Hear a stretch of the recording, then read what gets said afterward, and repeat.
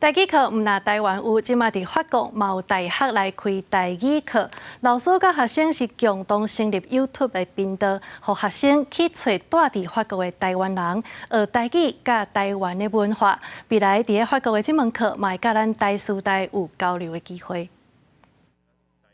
若是拍开影音平台，会当发现即卖有侪侪外国人用台语做主题来创作，比如法国的一粒米、美国 Tristan 和阿勇等等。另外，法国的东方语言甲文化学院，因的大学课程甚至有开台语课。去年底，阁有成立 YouTube 频道，学生的作业之一，就是爱去找住伫法国的台湾人学台语和台湾文化。加分红贝瓜，在台湾。 吃饭是一件很重要的事情，所以在处理什么事情之前，如果还没吃饭的话，这时候你就可以跟你讨论事情的人说“加分红地多”。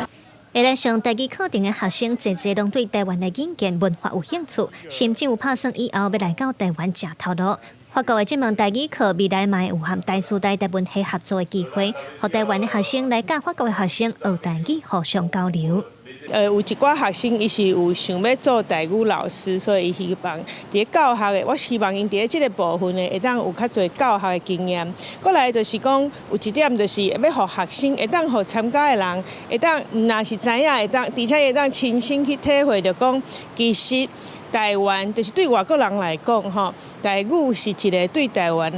足有代表性的物件，吼啊，透过这个过程，伊嘛会当了解讲对外国来看台湾，吼。系主任柯慧如表示，因为咱和法国时差7点钟，下学期打算用线顶的方式进行，而且会当互台湾的学生有机会和外国交流，这是真宝贵的经验。更较重要的是，会当了解不同款的国际观点。记者卢尚如、郑俊尧台北报道。